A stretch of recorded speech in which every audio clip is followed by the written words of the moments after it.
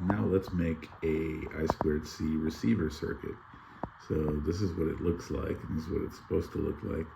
But basically you're supposed to have 8 pulses from the clock line, which is the yellow curve, and followed by a downward going spike that is clocked in.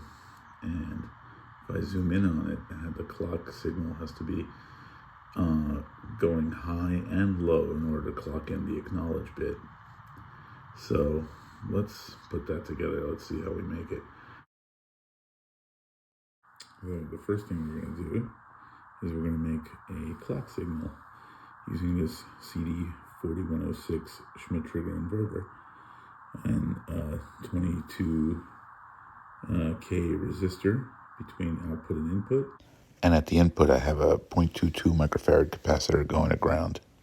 And we want this clock signal to be kind of fast. And so what we're going to do is I have that going through this yellow wire to an oscilloscope probe. And here's our clock signal. Almost 300 hertz. So that's pretty good. Let's go on from there. So now I'm going to use my favorite chip here, and this is a CD4017 decade counter. It counts to 10, and so we're going to have to recreate we're going to use this to recreate the acknowledge signal on the data line, on the SDA line. And so right now I have it going from power to ground, power and ground, and then I also have a pin 12 going to, which is the clock inhibit pin, and that's going to ground, so that the clock can run. And then I have an LED here going. I have an LED here going to ground, or going from the Q0 output. The capacitor I have up there is a 1 microfarad capacitor that provides a power on reset. So every time we power on the circuit, it should start at 0. So let's see, when I power it on, that light should go on because that's at 0. And there it is, powered on. And we're now going to take that clock signal and put it into our CD4017 at pin 13, pin 14, I should say.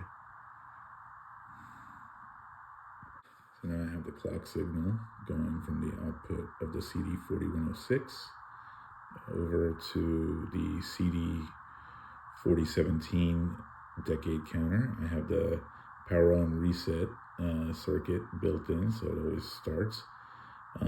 Pin 13 is the clock inhibit pin, and that always needs to be low in order for it to work.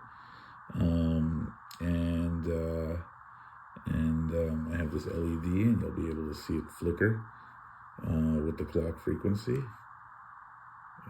That's just the frame rate of the camera, but the real clock frequency, as you can see if I touch this, is 29 hertz.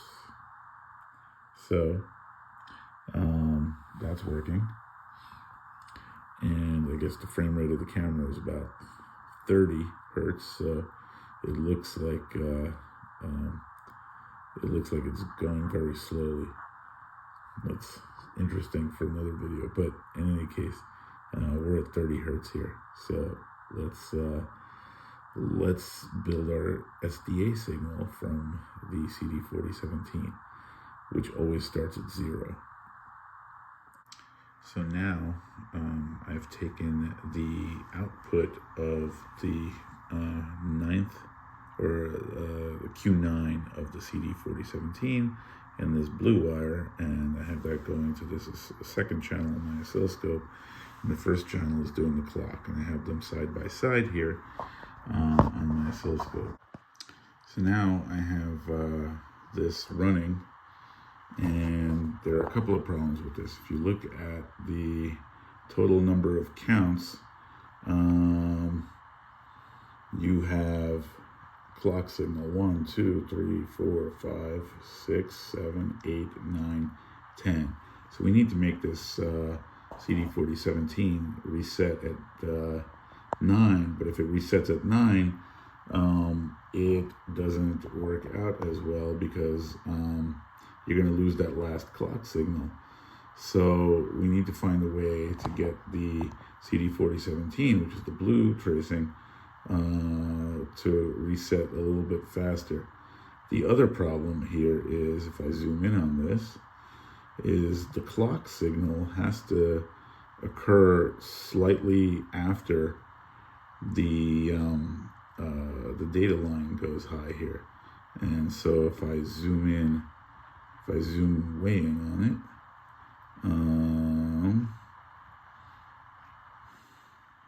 let me change the edge here.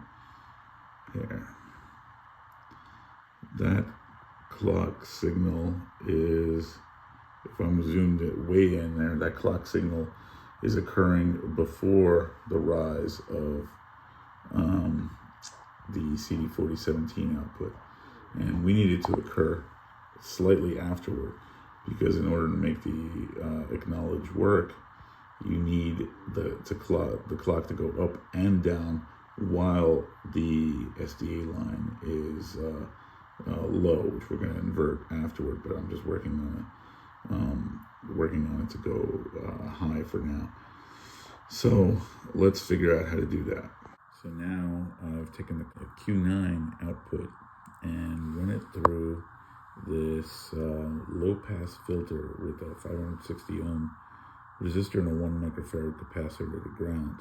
And then I have that signal via the red wire feeding back into the reset, so that it should reset after 9 pulses, but still include the 9th pulse there.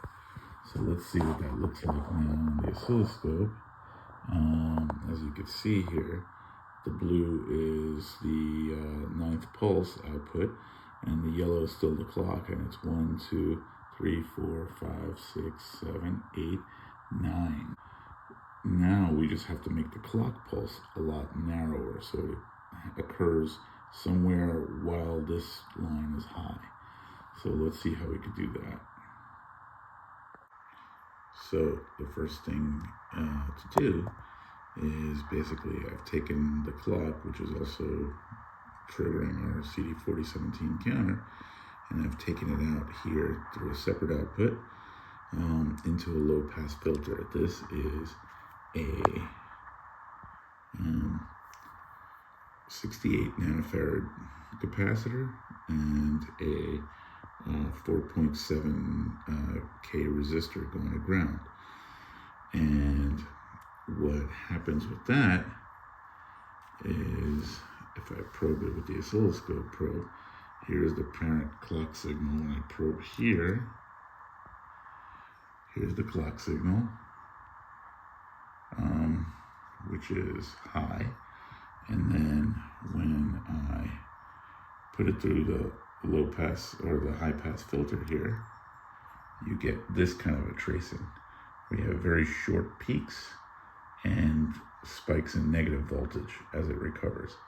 And I'm leaving the blue curve tracing there just to show you guys that it will peak and unpeak within the confines of the blue spike. So to get rid of that negative voltage, we have a diode here. And so if I probe past the diode, you'll have the little spikes. And you can see the spikes here, but no negative voltage spikes. So that's what the diode does. And then finally, we have a pull down resistor after the diodes, large resistor going to ground. And then what we have here through this little yellow wire, this is an op amp. It's a TLO74. And I have it going to 5 volts and to ground instead of positive and negative voltage. Using these, I have it set up as a comparator. There's no feedback loops. So the input is going through that yellow wire and going into the non-inverting input of the op amp. So if I probe that, okay, that's our little peaked our little peaks. Okay, so now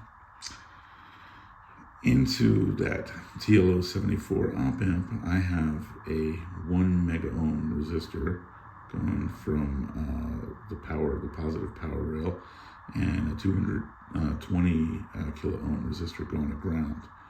And so this point functions as a voltage divider that's going to divide down to a point that is there. You can see that yellow tracing. It's a DC voltage, and it's at 787 millivolts. So whenever the peak output of the non-inverting input goes above that, it should produce a positive going spike. And so let's see what the output of that looks like. And there it is. You have these short peaks that are much narrower than the blue curve tracing spike. The only problem with that is that since the op amp is at positive and negative 5 volts, you'll just lose a little voltage on the positive going spike, so it ends up being 3.9 volts output, which is okay because we're going to put it through a transistor pair anyway. So let's see what we can do beyond this.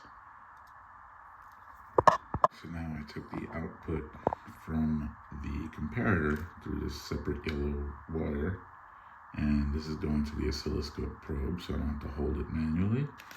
And this is what the tracing looks like. So we have now tracing that if I zoom out on it, you could see that peak on the SDA line, the blue line, happens every 9th pulse. 1, 2, 3, 4, 5, 6, 7, 8, 9. Now let's zoom in on it. Let me change the mode. There we go. And that's pretty good. The only problem is the peak is occurring. Not only is the peak kind of low, 3.7 volts, we want it to be closer to 5, but the peak is occurring right at the same time as the rising edge. And while it's close there, it's not close enough. And so we need to delay that signal a little bit. So since we have to put it through an inverter to get it to go to the SCL line of the target I2C device, we're going to put it through 2 inverters, and that should delay the signal a couple of 100 nanoseconds. And so we'll do that right now. So now what I've done is I've taken that yellow wire, which is the output from the comparator, or from the comparator, which gives us the little short pulses that aren't quite 5 volts. I put them through a large resistor, a 1 meg resistor, that's going to the base of this transistor, and that transistor is set up as an inverter, and the second one is also set up as an inverter just to the right. And I have a 2.2K resistor going from 5 volt rail to the collector of the transistor, and the emitter is going to ground. And the output of that comes from the collector side, and this is a 100K resistor that's going to the base of the second transistor, which is connected in the exact same way as the first transistor, and this is an inverter. And this is a pull-up resistor that pulls up to the power rail, 5 volts, and when there's a voltage on the base or a current applied to the base of the transistor, it inverts the output.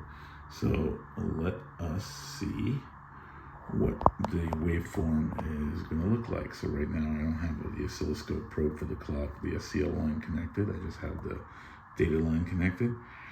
And so when I probe the parent wave, the input, it's coming through this large resistor, And so you see this very tiny spike because of the large resistor. But the output of the transistor, if I probe the collector side, you get an inverted output. And now, in the exact same way, when I re-invert it, I'm going to take the output of this collector, and let's see if I can get the oscilloscope probe in there. That's a challenge on its own. And the resulting waveform is this, a 5-volt short peak waveform. Now, because it's inverted twice, if I zoom in on the actual line, you can see now that there is this pretty significant delay, over 50 microseconds, which is eons to an electron. And you have a nice steady 5-volt peak waveform now, and it's occurring, the clock pulse is occurring exactly in the middle of the acknowledge bit. So now the acknowledge we have to invert in the exact same way to make it go low on the SDA line. So let's do that with the blue tracing. So now what I've done is I've taken the output, the blue line, the SDA line, which is coming from the 9th output, or Q9 of the CD4017 counter. I put that through a large resistor to the base of another transistor, and the collector of the transistor is going to positive rail with the 4750K resistor here, and the emitter is going to ground. And the oscilloscope probe for the blue line is now on this wire right here. So now let's look at our final with both the SCL lines and the SDA lines. The SDA is yellow, and the SCL is yellow, and the SDA is blue. So let's see if we meet all of our criteria now. We have a 5-volt signal. The SDA line goes down every 9th pulse, and the clocking has to happen while the SDA line is down, including the clock going up and as well as the clock going down. So let's zoom in a little bit more, and let's superimpose the signals on one another. Let's put this down here. We'll increase the voltage on both of them. And let us see. Now I can zoom in more. And you can see here, this is the downgoing part of the, let's superimpose them completely. And you can see when we zoom in even further that the clocking happens completely during, while SDA is down completely. And when we zoom out, you can see that happens at the beginning of the cycle here. And let's see how, change our division to 50 microseconds, 50 microseconds here. Could even go even further to see what the delay is. And the delay is about 20 microseconds, maybe more, maybe 30, which is an eternity. So that fits all our signal criteria, and we have ourselves a working data receiver signal for an I2C. Last part of this, and this is the most difficult part to show, but it's the easiest part, is to see if I could trigger this entire mechanism automatically with the output of the master counter from the previous circuit. So what I have here is a transistor. The input of that transistor is the input clocking signal, and which is to the collector. The output is the clocking signal, which goes to the CD4017 counter, as well as the FCL line.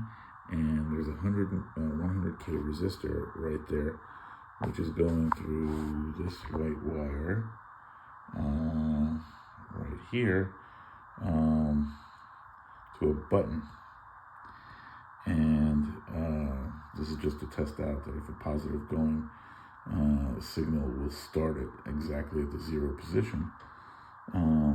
So the way to do this is, since I have a power on reset here, I'm going to restart it and then see when I press the button what happens on the oscilloscope.